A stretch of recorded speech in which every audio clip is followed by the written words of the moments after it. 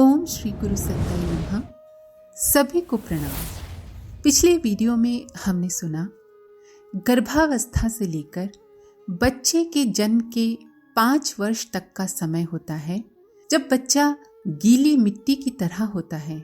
इस समय जो संस्कार उसे मिलते हैं वो जीवन पर्यंत उसके साथ रहते हैं।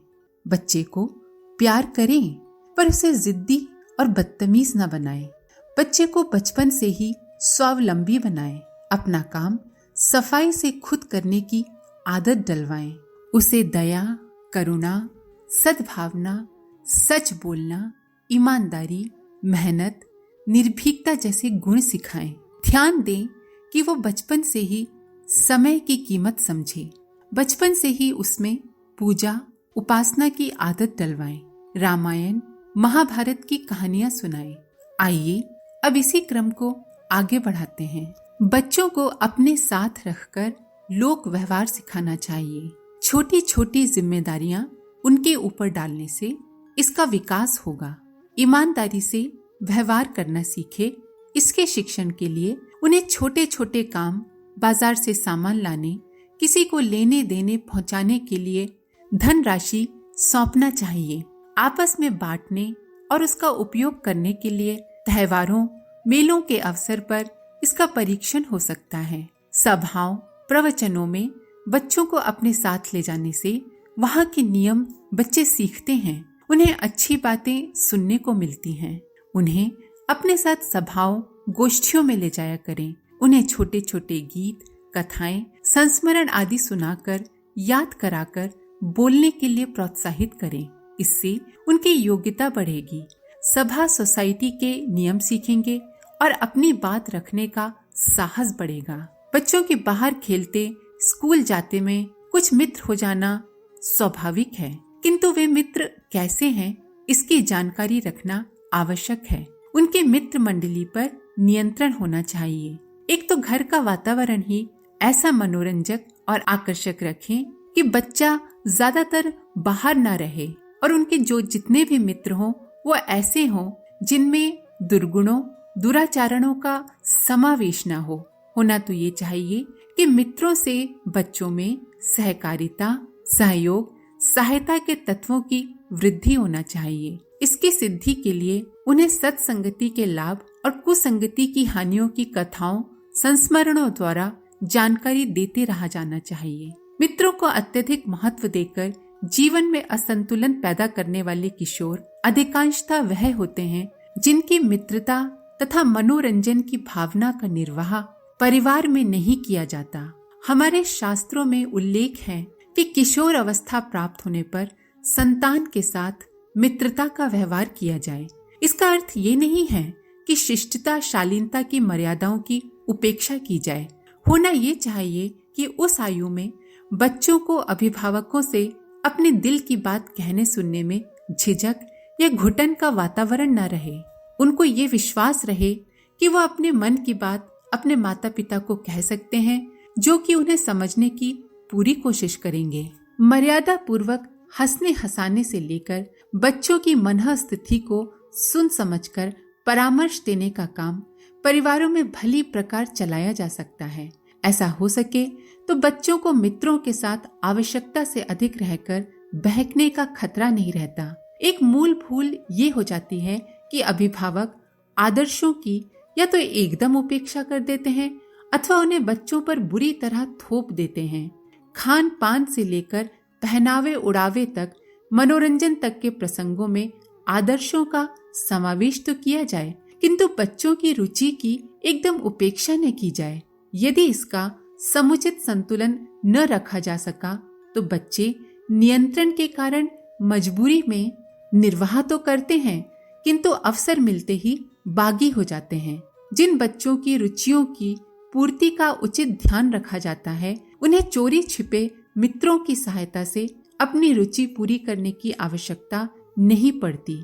उचित रुचि की पूर्ति भी चोरी छुपी करने से धीरे धीरे लुक छिप कर मन की तुष्टि का क्रम चालू हो जाता है और फिर अनुचित क्रम भी शुरू हो जाता है।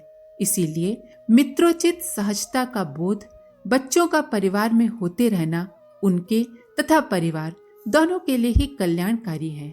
बच्चों की भी सुने और उनकी जो बात सही हो वो करे भी। ये जरूरी नहीं है कि बच्चे हमेशा ही गलत होंगे या आप हमेशा ही सही होंगे। किशोर अवस्था में क्रियाशीलता का उभार बच्चों में आता है और उन्हें कुछ अधिक करने का उत्साह होता है। उनकी इच्छा के अनुसार ऐसे मौके दिया करें जिनसे उनकी एक्टिविटीज बढ़े, क्रियाशीलता बढ़े, उनका विकास उचित दिशा में चले, इस पर दृष्टि रखी जाए। उसी के साथ उन्हें आत्म संयम और ब्रह्मचर्य जैसे गुणों का महत्व समझाया जाए। छोटी उम्र से ही अच्छे कपड़े पहनने, घूमने फिरने और कार्यक्रमों में स्वतंत्र रूप से विचरने की इच्छा तीव्र होती है। इस वजह से बच्चों में अच्छे शौक और हॉबी पैदा करके उन्हें उनमें लगाना चाहिए। स्काउटिंग, एनसीसी, समाज सेवा जैसे कार्यक्रमों के लिए उन्हें प्रोत्साहित करना चाहिए। बच्चों में बचपन से ही राष्ट्र प्रेम की भावना जगानी चाहिए। किशोर अवस्था बच्चों के लिए बड़े महत्व की होती है।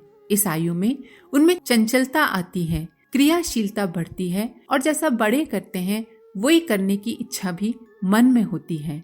इसी उम्र में बच्चे दुर्व्यसन भी सीखते हैं, कुमारगामिता की ओर भी कदम बढ़ाते हैं। अतः उनके ऊपर कठोर दृष्टि इस प्रकार रखी जाए कि उन्हें पता न चले और उनकी निगरानी भी होती रहे।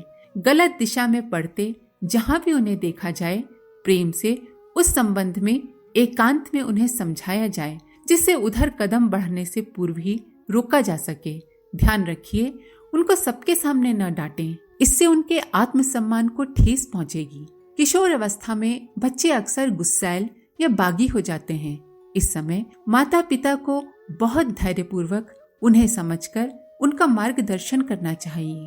किशोर अवस्था के पश्चात युवावस्था में प्रवेश करने पर विवाह की आवश्यकता होती है। विवाह की चर्चाएं शुरू हो जाती हैं। विवाह की चर्चाएं भद्दे रूप में बच्चों के सामने नहीं करना चाहिए। उनसे इस आधार पर व्यंग और छीटाकशी सर्वथा त्याज्य माने। विवाह के आदर्श, आवश्यकता एवं मर्यादा संबंधी चर्चाएं इस तरह करें कि उन्हें सुनने और समझने का अवसर मिले।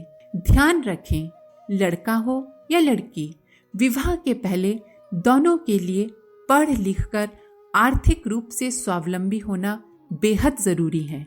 शादी ब्याह के संबंध में उनसे सलाह लेनी चाहिए, उनकी रुचि भी जानना चाहिए।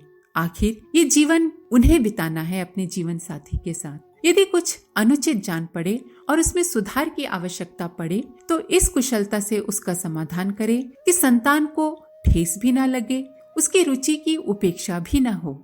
विवाह से पूर्व कन्या हो या पुत्र, दाम्पत्य के महत्व, औचित्य और आदर्श का बोध चर्चाओं और साहित्य के माध्यम से करा देना बहुत ही आवश्यक है। विवाह उत्सव शालीन, कम खर्चीला, पवित्र संस्कार के रूप में हो। विवाह में शोर शराबा, तड़क भड़क, फिजूल खर्ची और दिखावे की रुचि को हतोत्साहित करना चाहिए। बच्चों की आयु बढ़ने के साथ साथ उनमें क्रमशः उत्तरदायित्वों को वहन करने की वृत्ति तथा योग्यता पैदा करना चाहिए। लोग ज्यादातर दुलार के कारण बच्चों को उत्तरदायित्वों से, परेशानियों से मुक्त रखते हैं। ये स्थिति बाद में दुखद सिद्ध होती है, क्योंकि अगर उनके जीवन में यकायक कोई कठिन परिस्थिति आ जाए तो वो नहीं समझ पाते कि वो उस परिस्थिति का सामना कैसे करें, और ऐसी दशा में अभिभावक शारीरिक दुर्बलता के कारण भजन पूजन अथवा समाज सेवा के लिए अपने ऊपर से जिम्मेदारियां हटाना भी चाहें तो भी नहीं हटा पाते।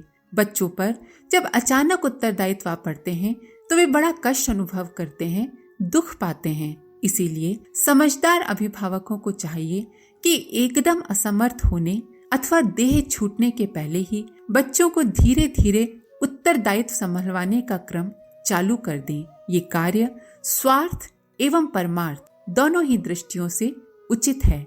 इस प्रकार यदि संतान के संबंध में थोड़ी सी सावधानियां रखी जाएं, थोड़ी सी जानकारियां बढ़ाई जाएं, तो बच्चों का भविष्य, अपनी सुख शांति तथा राष्ट्र एवं समाज की सुव्यवस्था जैसे अनेक लाभ एक साथ पाए जा सकते हैं। आशा है आपको ये जानकारियां पसंद आई होंगी। आप सभी का बहुत बहुत धन्यवाद। ओम शांति।